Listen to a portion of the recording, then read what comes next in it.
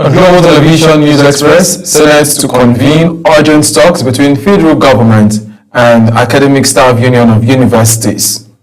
In business, federal government, states and local councils share 2.1 trillion naira September revenue. On the foreign scene, Ivory Coast tightens protest ban ahead of polls. And in sports, Super Eagles rise to 41st in latest FIFA ranking. Hello and welcome to all our viewers in Nigeria and around the world to News Express on Global Television. Coming to you live from the nation's capital, Abuja, I am Ubon Usoro. A quick reminder, Global Television is on DSTV channel 365 and Star Times 276. The Nigerian Senate has restated its commitment to mediating the ongoing dispute between the Academic Staff Union of Universities, ASU, and the federal government. This was disclosed by the chairman of the Senate Committee on Tertiary Institution and TED Fund, Senator Muktari Danbuse, Katsina South, stressing the urgent need for students to return to school while negotiations continue. Topsy Gimba has the details. Senator Danbuse, who led the Senate delegation in the meeting with ASU representatives, said the engagement was aimed at finding a balanced resolution to the lingering impasse. He explained that the Senate has drawn up a mediation framework to address the crisis, which includes immediate negotiation between ASU and the Ministry of Education and NUC. And on our resolution, the Senate is not happy that the agreement by the government to ASU has not been fulfilled. Senator Danbuse added that the Senate is determined to ensure that government commitments are met and the academic activity resumed without further delay. He said the priority is the future of the Nigerian students and the stability of the nation's tertiary institution. We want the leadership of ASU to write all the issues they raise in our discussion so that we can pass the Ministry of Education together with them by Tuesday or Wednesday to ensure that our children are back to school. Also speaking, Senator Karimi Sunday highlighted the progress made in ongoing negotiations. Senator Sunday stressed that the Senate would continue to push for improvements in staff welfare and educational funding. They have agreed to increase the allowance to 35%, which they still felt they are not comfortable with, that it should go up a bit. And we spoke to them so that we can reach an agreement. Also, they talk about taxing. In his remarks, Senator Adams Oshiomhole underscored the need for sincerity on all sides. He pointed out that issues affecting academic work, such as taxation on essential materials, could be resolved through good faith negotiations. Oshiomhole further warned that Nigeria must take deliberate steps to retain its brightest minds within the university system. Before then, it would be nice if our children of the poor, I emphasize children of the poor, because the not so poor, their children are not here, so that they can be back to school. Meanwhile, ASU President Professor Chris Piwana Guson acknowledged that Senate's mediation efforts, but maintained that the government's latest salary proposal remains outside the framework earlier agreed upon. Professor Piwana reiterated that any decision to suspend strike action rests with union members. That document that was submitted in December 2024 is one that was unattended to until we embarked on this action. Another meeting between the union and the government is scheduled for over the weekend, with hopes that amicable compromise will be paved the way for students to return to classroom. Topsy Gimba, reporting for Global Television News. President Bola Ahmed Tinubu has met Massad Bulus, senior advisor to U.S. President Donald Trump on Arab and African affairs in Rome. Talks focus on strengthening bilateral relations, boosting trade and energy cooperation, and attracting U.S. investment to Nigeria. Bulus praised Tinubu's economic reforms, while the president reaffirmed his commitment to partnership that drives sustainable growth and regional stability. Also, President Bola Tinubu has reaffirmed his commitment to addressing the challenges confronting Nigerians and ensuring sustainable development across the country. The president made this known during the flag-off ceremony of a road construction project in the FCT. Kabi Azan has details. At the flag-off ceremony attended by top government officials, community leaders and residents, the Minister of the Federal Capital Territory, Nyesom Wike, called on Nigerians to be good citizens by supporting government initiatives and promoting anything that will contribute to the national development. Take two. He emphasized the president's commitment to solving the challenges facing Nigeria and ensuring that the renewed hope agenda delivers meaningful results to the people. It's going to solve the entire problems of Nigeria, but it's going to put Nigeria on the path of positive development. So good citizens should be able to carry out their own responsibility by calling government attention. Not everything you go to social media. Everybody should support the government to make sure the right things are done and positive results are being achieved. The minister emphasizes the government commitment to infrastructure development, stating that the newly launched project will ease traffic congestion, enhance connectivity, and promote economic activities within the area, while assuring residents of timely completion and quality delivery within the specified project duration. Kabir Hassan, reporting for Global TV News. The leadership crisis within the Labour Party appears far from over, as the party's National Secretary, Umar Farouk, says its 2023 presidential candidate, Peter Obi, may not contest the 2027 general elections. Farouk made the comment during an interview on a political program in Abuja. Our correspondent reports. Appearing on Big Talk, the political program on Global Television, National Secretary of the Labour Party, Alhaji Umar Farouk, said Peter Obi has not indicated interest in returning to the party ahead of the 2027 elections and may not feature on the ballot. President, I do not see him contesting because the Labour Party that you have, participated in and you have got this kind of number, it's a strong, throw to the presidency. You will throw it away. Farouk, however, noted that the party remains open to receiving Obi if he chooses to return, but insisted that no individual is bigger than the Labour Party. Farouk maintained that his faction remains the only one recognized by the Independent National Electoral Commission, INEC, dismissing other groups as dissidents, causing crisis for personal interest. Of course, yes, the door is open. If he is coming, let him come. But I do not see him coming. The Labour Party has been embroiled in a long-running leadership tussle between two factions led by Julius Abure and Nanadi Usman, each claiming legitimacy. Political observers say the prolonged crisis may weaken the Labour Party's electoral strength ahead of the 2027 polls if reconciliation efforts fail. Ubong Usoro for Global Television. The Benue State Investment and Property Company, BIPC, has commenced juice production at its facility recently, revitalizing by the Executive Governor Alia. The milestone was marked during a successful test run of the factory located at the industrial layout in Makurdi. Benue State correspondent Felicity Ndere now reports. For years, fruit waste, particularly oranges and mangoes, has been a major challenge in Benue State, resulting in significant economic losses for farmers due to the absence of preservation and processing facilities.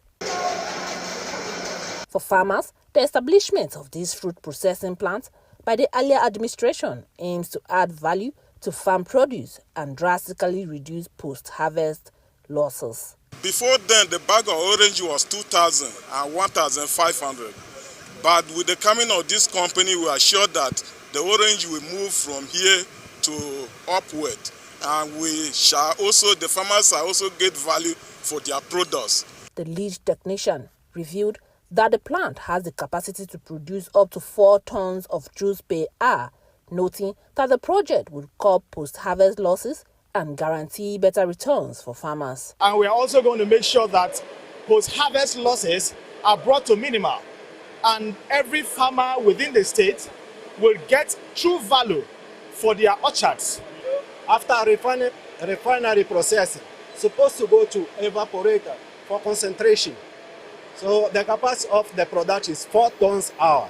After tasting the first batch of juice, the Group Managing Director of BIPC, Dr. Raymond Asimakaha, expressed delight and commended Governor Alia for reviving the long-abandoned factory and repositioning it for productivity. This is a plant that we feel that with the capital injection that we're injecting in this place, we will ensure that our people have value. We will make sure that our fruits have value proposition. Farmers will begin to enjoy their money. People will begin to have work. We have been working morning and night to ensure that we show the world that it is possible that Benue is on the rising, and that is what you have today. This is the juice. And the oil, we are going to also use it and export it and have FS. The chaffs, we are also going to use it for our organic fertilizer. And just then, there's no wastage here. The revitalization of Benfruit is among several industrial revival projects initiated by the earlier administration to drive agro-industrial growth and strengthen Benue's economy. Felicity Ndere reporting for Global Television News. Stakeholders in the Nigeria's aviation sector have expressed strong support for the proposed law establishing the African Aviation and Aerospace University in Abuja. The industry players are backing the proposed legislation to establish the African Aviation and Aerospace University in Abuja. They say the move is vital to tackling the growing manpower shortage threatening the future of the sector. Aniete Patrick brings details. At a public hearing organized by the House Committee on Aviation Technology, key players from government, academia, and the aviation industry described the proposed African Aviation and Aerospace University as a game changer for human capital development.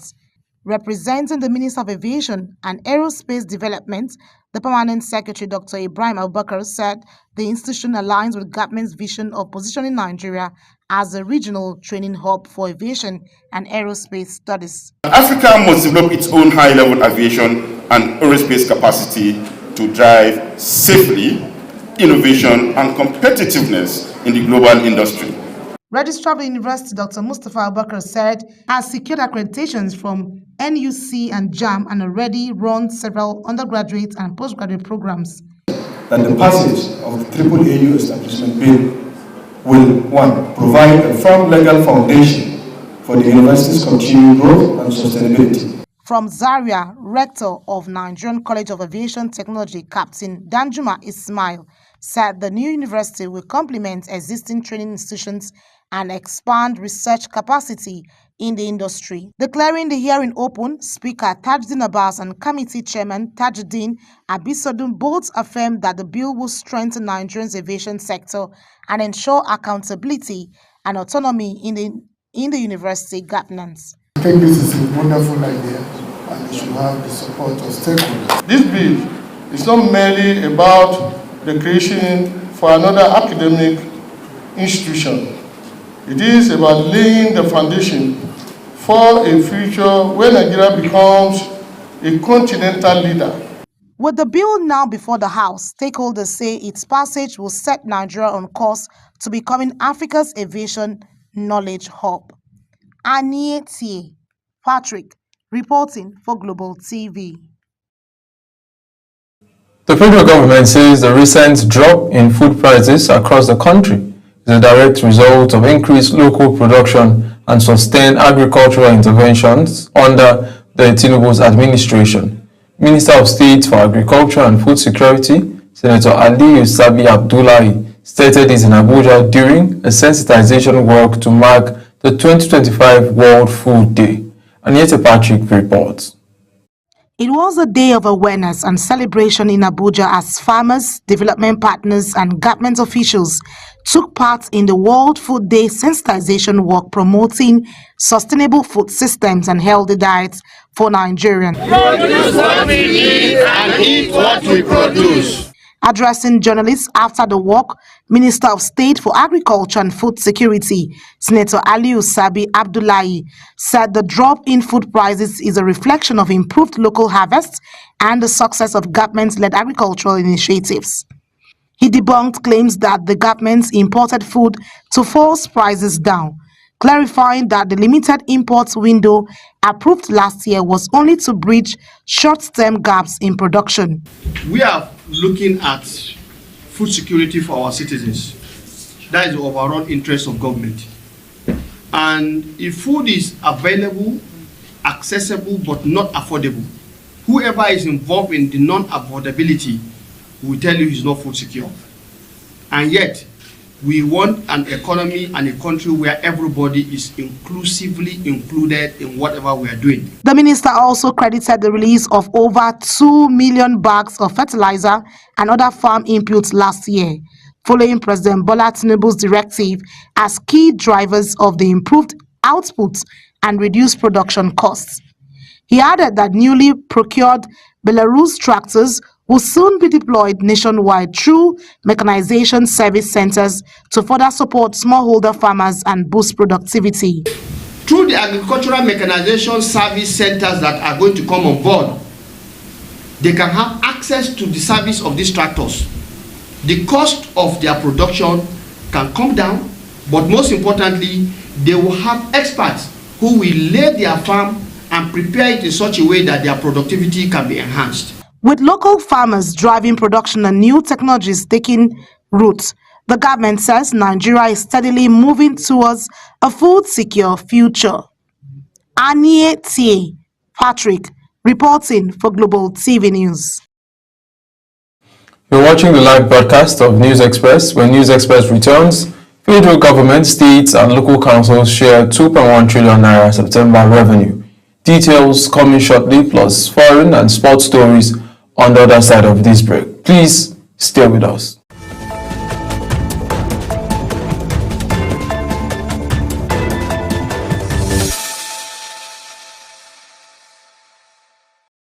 In business, the Federation Account Allocation Committee (FAC) has shared 2.103 trillion naira in September 2025 revenue among the federal, state and local governments. The total included 1.23 trillion naira from statutory revenue, 812 billion naira from VAT, and 51 billion naira from the electronic money transfer levy. FAC communique said the federal government received 711 billion naira, states 727 billion naira, and local government 530 billion naira, while 134 billion naira allocated to all producing states as derivative. In a renewed push towards food security, the federal government has empowered young farmers, schools, and cooperatives with agricultural inputs to boost local production and reduce hunger. The initiative was unveiled in Abuja as Nigeria joined the global community to commemorate the World Food Day. Global Television Aniete Patrick reports. Marking this year's World Food Day with the theme Hand in Hand for Better Food and a Better Future, Minister of State for Agriculture and Food Security, Aliu Abdullahi, says the government is integrating the First Lady's Renewed Hope initiative, noting that the initiative is strengthening the nation's food system by supporting the next generation of farmers. When we have pockets of production centers, through Every Home a Garden, through Young Farmers Club, and through community-driven projects such as Muje Kuje, definitely we will be contributing to the volume of food that is available in the market. Minister of Livestock Development, Idi Meha, emphasized the importance of incorporating animal husbandry into school farming programs to help students understand the full food chain. He revealed plans to modernize schools and community farms through the Agricultural Research Council's Technology Adoption Program. We want to see goats,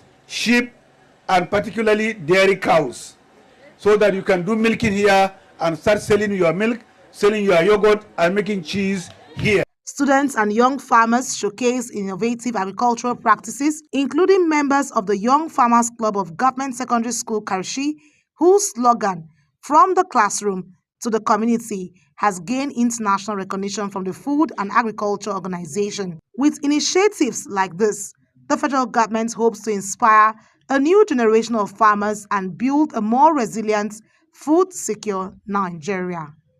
Aniete Patrick, reporting for Global TV News. On the foreign scene, Ivory Coast has imposed a 2-month ban on political rallies ahead of next week's presidential elections, citing national security concerns. The Interior and Defense Ministries announced the ban after protests erupted over the exclusion of opposition figure Laurent Gbagbo and Théodore Diome from the race.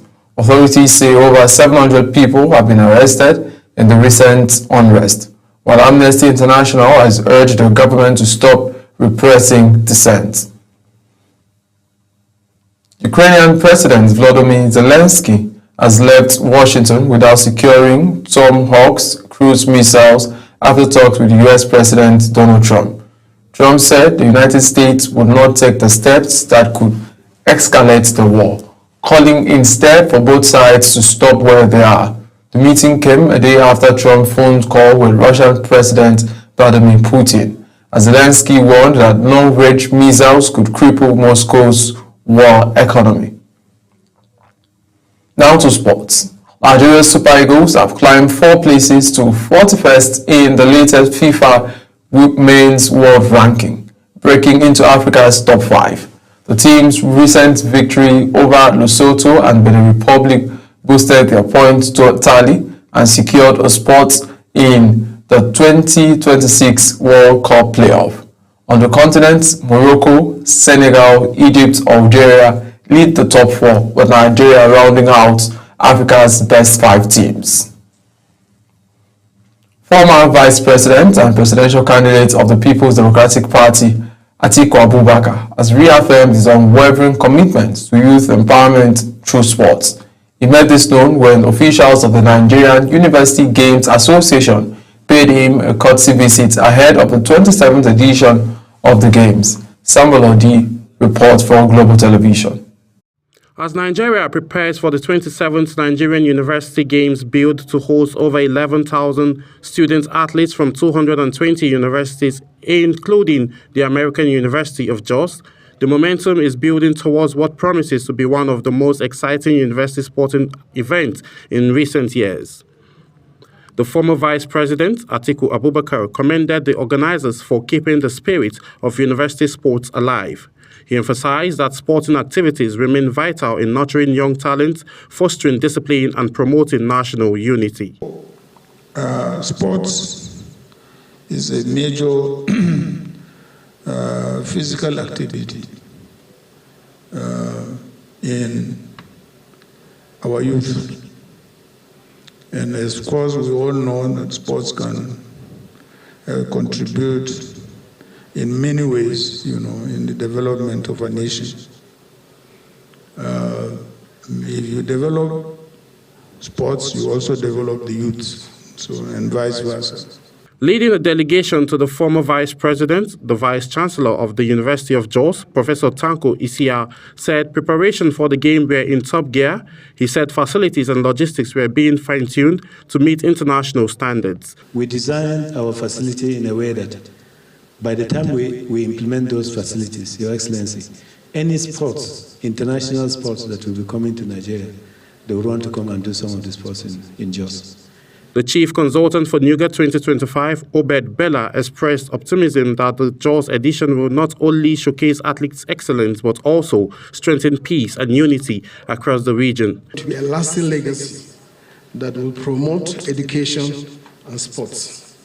And why we've looked at Jos as being the center of a crisis, and we felt the narrative must be changed with the NUGA, and that is our focus. With the countdown now on, the University of Jos is set to welcome thousands of athletes, coaches, and officials to a celebration of talent, teamwork, and enduring power of sport to inspire a new generation of Nigerian leaders. Samuel Odi for Global Television News. In a related development, as preparations intensify for the 27th Nigerian University Games, NUGA 2025, Brunel Consulting has reaffirmed its commitment to advancing sports and infrastructural development in Nigerian universities. Managing Director Dr. Alex Onobu made this known when officials from the University of Jos paid him a courtesy visit in Abuja. Samuel Odi reports for Global Television. The visit was part of ongoing efforts to strengthen strategic partnership and ensure a world-class hosting of NUGA 2025, scheduled to hold from 6th to 16th November in Jos, Plateau State. During the meeting, the Managing Director of Brunel Consulting, Dr. Alex Onwebu, commended the University of Jos for its proactive approach and assured that Brunel Consulting would provide technical expertise to deliver facilities that meet international standards. Kudos to you if you can get all these things, at least sensitize the government and get ASU and NUC and all the stakeholders to be able to formulate something that makes it possible for parents to allow their wards to pursue education. So that will be something that will bring us back to glory days in athletics. In response, the Vice-Chancellor of University of Jos, Professor Tanko Ishia, appreciated Brunel Consulting for its consistent partnership. He emphasized that the university is determined to host one of the most memorable and inclusive university games in the nation's history, with over 11,000 athletes and officials expected from across the country. I can assure you with your support, it will go a very, very long way in ensuring that we achieve some of those things that more or less we wouldn't have achieved. So let me, thank you most sincerely and thank the entire management of Brunel, for your magnanimous support and the trust and believing in Unijos and of course NUGA. Also speaking, the Chief Consulting Officer of Nigerian University Games, Obed Bella, noted that Jos was chosen to host the event to showcase the city's hospitality and transform the image through sports. Changing the narrative on the Jos Plateau, then to organize a successful university game, which that is our dream and our aspiration. Then use NUGA University as a peg to consolidate and collaborate with National Sports of University of Korea. The visit to Brunel Consulting marks another milestone in University of Jos's readiness to drive ahead of NUGA 2025 as stakeholders continue to mobilize support to deliver a festive of excellent sportsmanship and national pride. Samuel Odi for Global Television News. As Global Television News Express comes to an end, here's a recap of our top stories. On Global TV News Express, we told you that the Nigerian Senate has restated its commitment to mediating the ongoing dispute between the Academic Staff Union of Universities and the federal government. In business, the Federation Account Allocation Committee has shared over 2 trillion naira in September 2025 revenue among the federal, states, and local governments.